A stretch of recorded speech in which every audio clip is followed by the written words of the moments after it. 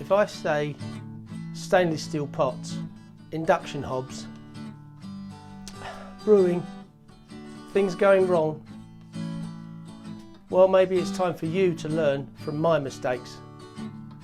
Let's go and see what it is I've done this time. Welcome to Cheapskate Brewing.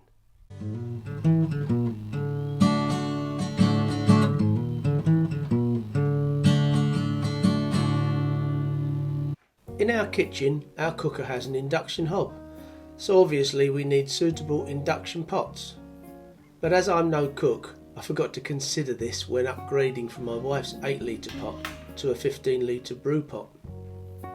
That means it needed to have a ferrous magnetic base to conduct the heat. To get over that problem, I bought a heat transfer plate, but soon discovered that this was only suitable to run up to 83 degrees C, taking into account the heat loss that these things inherently have. So reaching a boil was impossible. That's when I decided to go electric, and this is how I converted the pot. I bought a 1.5 kilowatt kettle element from Amazon, and although this does work fine, on reflection a 2 or 2.5 kilowatt element would have been better. There is always the possibility of adding another 1.5 kilowatt kettle element in the future. I marked the pilot hole, allowing for the curvature of the base of the pot. A word of advice here: the secret for drilling stainless steel is keeping it cool, so rather than using oil, I simply use water. This way you protect the drill bit, and providing you start off with a sharp drill and cutter, everything works better. Take your time and use the drill slowly. This will help stop things from getting too hot. A 40mm hole cutter from Amazon also did the job.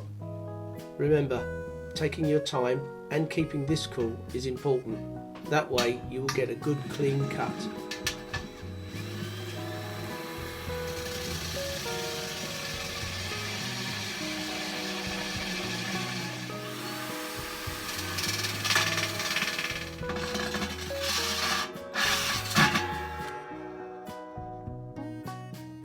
I used a Dremel with a sanding wheel on the end to clean up the hole, but you can use anything that does the same job.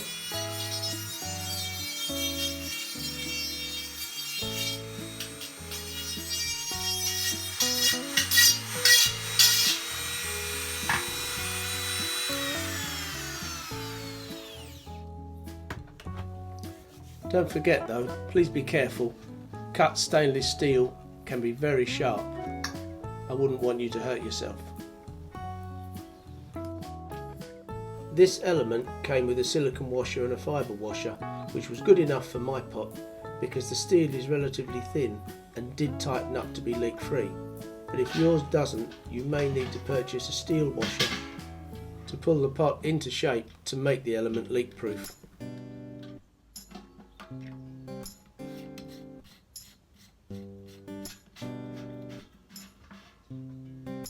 Don't forget to do a final check to make sure that the outer ring is tight enough to be leak proof, but at the same time be careful because it's plastic and you don't want to crack it. After all that work, it's time to do an actual water leak test, just to make sure that everything is working the way it should be.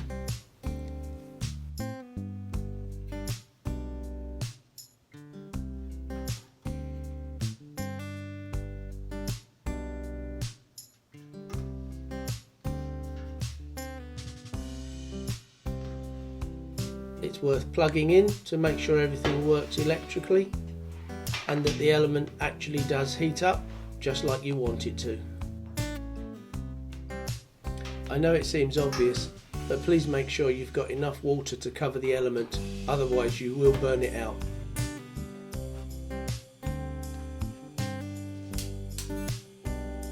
I also fitted a 15mm ball valve using a 15mm tank connector, using the same method of cutting the steel. And now's a good time to find a mesh cover to cover the element, so if you're using the boil in the bag method you won't burn it on the element itself.